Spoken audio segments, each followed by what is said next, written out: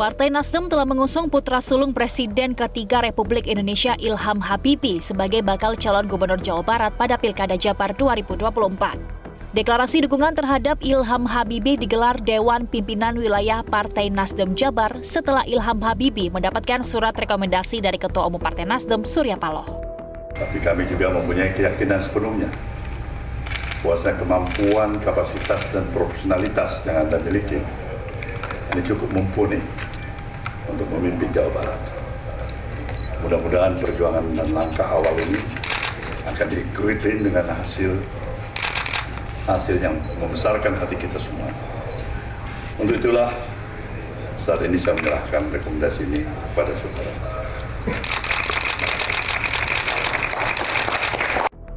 Ketua DPW Partai Nasdem Jawa Barat Saan Mustopa menyebut penunjukan Ilham Habibie sudah melalui proses penjaringan yang cukup matang. Partai Nasdem menilai Ilham Habibie adalah tokoh yang ideal dan menjawab kebutuhan masyarakat. Juga tentu Jawa Barat sangat strategis, di mana industri-industri tumbuh di Jawa Barat, banyak industri strategis nasional yang ada di Jawa Barat, dan Pak Ilham punya kompetensi untuk itu, sehingga bisa membawa Jawa Barat menjadi lebih maju sebagai gerbang dari Indonesia. Ilham Habibie sendiri telah mengklaim memiliki cita-cita untuk membuka lapangan pekerjaan seluas-luasnya bagi masyarakat Jawa Barat. Pria kelahiran 1963 tersebut juga berkeinginan untuk memperkuat sektor industri, termasuk meningkatkan sumber daya manusia yang dimiliki Jawa Barat. Tim Liputan, Metro TV. Halo, selamat malam pemirsa. Jumpa lagi dengan saya Afiani Malik di Special Dialogue. Di mata publik sosoknya dikenal sebagai seorang teknokrat dalam bidang penerbangan, mengikuti jejak sang ayah. Namun secara tiba-tiba, dokter penerbangan dari Universitas Teknik München, Jerman ini langsung banting setir dan muncul sebagai calon gubernur atau wakil gubernur Jawa Barat. Ilham Akbar Habibie menerima rekomendasi dari Partai Nasdem untuk menjadi penantang baru di Pilkada Jawa Barat melawan sejumlah politisi tulen. Apa alasannya? Modal apa yang dimilikinya? Benarkah kegagalan proyek pesawat R80 sebagai proyek strategis nasional menjadi latar belakang di balik keputusan itu? Inilah Special Dialogue, Ilham Habibie mendadak politisi.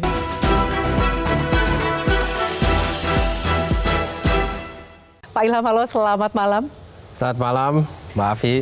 Malam ini judulnya Ilham Habibie mendadak politisi. Ini mendadak politisi atau apa, politisi dadakan gitu? Bagaimana kira-kira melihat keputusan Anda terakhir? Nah, memang benar bahwasannya keputusan saya ini untuk masuk ke ranah politik itu banyak mengejutkan orang. Tapi yang tidak diketahui banyak orang itu sebetulnya ada proses di belakangnya. Memang saya sejak lahir atau karena dididik oleh bapak dan ibu saya mempunyai idealisme tinggi untuk berbuat sesuatu untuk negara dan bangsa. Dan karena saya memang, tadi kan sudah disebut oleh Mbak Afi, saya spesialis gitu ya, saya punya kepakaran di bidang industri, mungkin lebih lagi ke bidang pesawat terbang, tentu saya kalau mau berbuat sesuatu untuk negara bangsa ini, saya kira saya bisa menaruh sesuatu khusus, tapi bukan terbatas kepada itu, tapi yang ada kaitan dengan industri. Ya. Kita juga sama-sama tahu bahwasannya kita ini mau jadi Indonesia emas. Indonesia emas yang maju, lebih sejahtera, lebih berdaya saing tinggi. Nah, itu hanya bisa kalau kita punya industri kuat. Nah, Jabar ini adalah provinsi dengan mayoritas industri di Indonesia ada di provinsi ini. Jadi kalau menurut saya, kita mau jadi emas sebagai negara, Jabar ini harus jadi emas kalau bisa terlebih dahulu. Karena memang sudah banyak industri. Nah, disitulah nilai tambah yang saya bisa berikan, dan disitulah hal yang mungkin sudah lama saya inginkan, mau kontribusi sesuatu kepada negara ini, mungkin dengan kepakaran saya itu, tapi juga secara menyeluruh. Tapi dulu mungkin saya lebih fokus ke menteri, ya, kalau dikasih kesempatan, tapi kan tidak kejadian. Kemudian sekarang agak berbeda, kita lebih mau ke menjadi kepala daerah. Di mana tapi bukan sembarangan daerah. Ini adalah daerah yang memang punya kekuatan di satu bidang yang sangat diperlukan, dan kebetulan saya juga agak mengerti. Menentukan Jawa Barat dengan tadi yang Pak Ilham jabarkan, kemudian jelaskan dengan segala keunggulan dan juga mungkin potensi yang dimiliki Jawa Barat. Menentukan Provinsi Jawa Barat ini siapa? Dari Anda sendiri, Pak Ilham, atau diskusi dengan partai politik? Itu diskusi dengan teman-teman, saudara dan teman-teman. Jadi ada teman, saudara yang mengajak diskusi, karena saya sebetulnya baru 4 minggu yang lalu saya mulai diskusi ini untuk merencanakan apa yang bisa kita buat di masa mendatang terkait dengan keinginan saya untuk membuat sesuatu. Ya. Nah, ide barunya adalah kenapa tidak coba untuk nyalon. Nah, saya bilang, oke, marilah kita coba, tapi kita lihat dulu respons dari partainya bagaimana. Ternyata responsnya luar biasa besar, dalam dan dahsyat dan cepat. Ini Partai Nasdem? Ini Partai Nasdem, ya. Tapi sebetulnya juga ada partai lainnya yang pernah kita coba, tapi responsnya tidak secepat ini. Jadi hitungannya sebenarnya kurang lebih 4 minggu ya Pak? Kurang lebih 4 minggu. Anda siap nih Pak? Kalau soal siap, udah lama siap sebetulnya. Tinggal menunggu momentumnya aja sebenarnya. Ini kata yang tepat sekali, momentumnya. Momentumnya sekarang. Momentumnya adalah Sekarang. sekarang. Kadang-kadang itu ada momen yang kita harus mampu membaca sesuatu ya. Ada tanda-tanda. Ternyata kalau misalnya kita coba sesuatu kita belum siap, mungkin nggak bisa. Ya. Atau kita mau sesuatu yang bersangkutan tidak siap, atau situasi kondisi yang ada tidak kondusif terhadap apa yang kita mau juga nggak bisa. Ya. Ya itu memang tidak bisa dipaksakan. Ya. Tapi kayaknya kali ini mungkin yang mudah-mudahan insya Allah ini kayaknya ada banyak titik temu ini ya. Ya, jadi ini momentumnya tepat sekali. Menarik. Kalau saya dengarkan statement Anda di press conference saat mendapatkan surat rekomendasi ya kan, ini semua serba cepat. Bahkan diskusinya pada saat itu sekitar baru 3 minggu gitu. Anda sempat menyebutkan ini test the water. Yang ini sudah menjadi keputusan final atau masih test the water dulu? Kalau test the water itu saya dengan itu mungkin salah sedikit paham karena itu adalah pernyataan terkait dengan fase pertama itu di hari-hari pertama itu saya minta saudara dan teman saya untuk test the water. Waktu itu. Kalau sekarang tidak lagi lah. Sudah dapat surat rekomendasi nih. Bukan kita coba airnya dingin panas, kita udah nyemplung langsung. Kita harus benang. Tapi dulu test the water-nya sempat mungkin beberapa rekan atau teman atau bahkan keluarga mendorong Anda kenapa nggak Jakarta.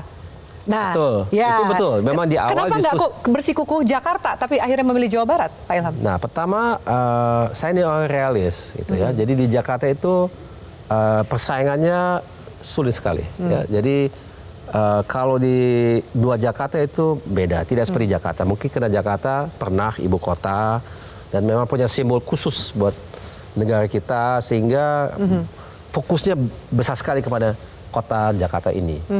Nah, kalau lain provinsi tidak seperti itu. Nah, pertanyaannya kenapa Jawa Barat ya? Karena itu memang seperti tadi saya katakan, industri banyak di situ. Tapi secara pribadi, saya ini lama pernah tinggal di Jawa Barat. Saya ini pernah kerja di IPTN yang namanya sekarang PT Dirgantara Indonesia. Saya pernah ngajar secara paralel di ITB. Anak saya yang ketiga lahir di situ, saya punya rumah di situ, orang tua saya punya rumah di situ, saya banyak keluarga di situ, banyak teman, saya ada bisnis di situ, semuanya ada. Pak Ilham, banyak yang mencoba mengaitkan dengan berita sebelum Anda memutuskan untuk maju dalam Pilkada Jawa Barat soal proyek R80 yang tidak dilanjutkan sebagai proyek strategis nasional. Bisa terasa sebenarnya kecewaan itu gitu. Apakah kemudian menjadi gubernur atau wakil gubernur nanti ke depannya ini justru menjadi salah satu cara Anda untuk mewujudkan mimpi itu? Nah, pertama soal proyek strategi nasional itu di pemerintah pusat, bukan di pemerintah daerah. Tentu sebagai seandainya saya terpilih sebagai gubernur atau wakil gubernur, tentunya saya bisa coba untuk mendorong itu. Tapi sebetulnya keputusan finalnya adalah di pusat, bukan di daerah. Namun demikian, ini menarik pertanyaannya karena dalam kenyataannya industri pesawat terbang itu di Jawa Barat. PT DI atau yang dulu dikenal sebagai PT Notanyo atau PT IPTN itu di Bandung. Dan kalau kita ingat kembali pada tanggal 10 Agustus tahun 1995 kita bersama-sama menyaksikan penerbangan perdana dari N250 yaitu adalah pendahulu R80 yang melakukan penerbangan perdananya dengan prototipe yang bernama Gatot Kaca di Bandung. Jadi sebetulnya Jabar ada secara simbolis bisa dikaitkan dengan tinggal landas sebuah pesawat terbang yang bisa diartikan sebagai tinggal landas membuktikan kepada diri kita sendiri dan dunia bahwasanya kita mampu membuat produk dan juga industri yang kompleks seperti industri pesawat terbang. Pak Ilham, banyak yang melihat Dan mungkin bertanya ya, Anda sebagai teknokrat, lalu kemudian bisa dikatakan juga bisnismen, Ya, betul. Ini kan hidupnya udah nyaman sekali. Nah. Lalu kemudian kenapa Anda mau banting setir ke dunia politik yang mungkin Nah. di satu sisi kita lihat politik itu pengorbanannya besar, bahkan dunia yang dikatakan politik itu kotor. Anda apa pertimbangannya kemudian Anda ingin? Nah, pertimbangannya cuma satu kata, itu tujuan. Tujuannya apa? Karena kita punya tujuan untuk membantu mendorong negara kita jadi maju. Dan itu bagaimanapun adalah tujuan dari apapun yang saya lakukan. Mau saya sebagai bisnismen, mau saya sebagai orang akademisi, mau saya sebagai orang aktivis di LSM atau di organisasi profesi atau organisasi keagamaan, selalu tujuannya adalah untuk kita mendorong negara bangsa kita menjadi maju. Selalu. Nah, ini politisi tidak lain, ini cuma jalur yang berbeda. Ya. Nah, mungkin ini juga sekali lagi mengacu kembali kepada kata kunci tadi, momentum. Karena saya sekarang sudah melihat dirinya itu sudah punya kematangan yang cukup. Saya sudah lama tinggal di Indonesia, sudah punya pengalaman di berbagai bidang, sudah punya umur tertentu. Kalau misalnya saya tunggu lebih lama lagi, mungkin saya sudah terlalu capek, siapa tahu.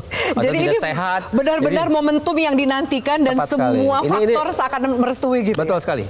Jadi itu adalah mungkin paling penting kita harus mengerti bersama. Iya. Banyak yang bertanya, kalau tadi juga Pak Ilham katakan, ya sempat juga mungkin penjajakan membuka komunikasi dengan partai lain. Tapi kenapa akhirnya pilihannya jatuh ke Partai Nasdem? Selain support atau mungkin juga chemistry yang cepat sekali terbangun, adakah faktor lain kenapa akhirnya Anda memilih bersama dengan Partai Nasdem? Kecocokan dalam soal berpikir dan punya pendapat mengenai hal tertentu. Saya kira itu juga penting ya. Dan itu saya lihat itu penting, saya lihat itu juga ada di Partai Nasdem, jadi itu tidak jauh dengan cara saya berpikir. Ya. Tapi ya memang momentum itu atau juga kesempatan dan kecepatan itu juga penting ya. Jadi bahwasanya bisa diputuskan cepat juga menunjukkan bahwasanya serius nih. Serius dan tidak berbelit-belit, kompleks gitu ya. Jadi kadang-kadang itu ada keindahan dalam kesederhanaan. Kalau cepat kayaknya oke, ini nggak banyak masalah gitu ya. Setelah mendapat surat rekomendasi dari Partai Nasdem, tapi tentu juga Anda mencoba membuka komunikasi dengan partai yang lain. Sejauh ini sudah ke partai kemana saja yang mungkin juga bisa membantu menambah dukungan untuk Anda? Yang sudah secara formal bicara dan mungkin sudah ada kesepakatan antar pihak, tapi ini belum dituntaskan menjadi final, itu dengan PKS. Kalau itu cukup sebetulnya sudah ya. Jadi Nasdem dan PKS jika ternyata jadi ini sudah cukup. Sudah cukup. Angkanya. Tapi tentu masih terbuka untuk partai yang lain kalau mau mendukung gitu ya. Oke, tapi kan rekomendasinya antara calon gubernur dan calon wakil gubernur. Anda maunya yang mana, Pak? Nah, kalau saya boleh pilih, tentu saya pilih gubernur ya. Namun demikian saya juga mengerti bahwa dalam politik itu kita harus lihat gimana dengan survei dan polling ya. Kalau kita lihat memang ada kombinasi yang lain yang kemungkinan besar lebih baik, ya kita kemungkinan akan pilih yang itu. Tapi saya pribadi punya keyakinan bahwa saya mampu dan saya juga pikir saya punya karakter atau punya pengalaman yang mencukupi untuk menjadi gubernur. Oke, baik. Tapi itu kan ya saya pribadi gitu ya. Nanti bagaimana lihat kondisi di lapangan, survei dan lain-lain itu juga menjadi faktor yang menentukan. Betul sekali. Langkah Anda ke depan seperti apa. Oke, kalau kita harus jeda dulu, nanti kita akan bahas lebih jauh, termasuk juga soal gaya kepemimpinan. Apakah Anda memiliki gaya kepemimpinan yang sama dengan ayah Anda, Presiden B.J. Habibie? Kita bahas lebih jauh usai jeda. Pemirsa tetaplah bersama kami. Juga lagi trending bahas soal dinasti politik. Nah, apa tanggapan Bapak soal dinasti politik?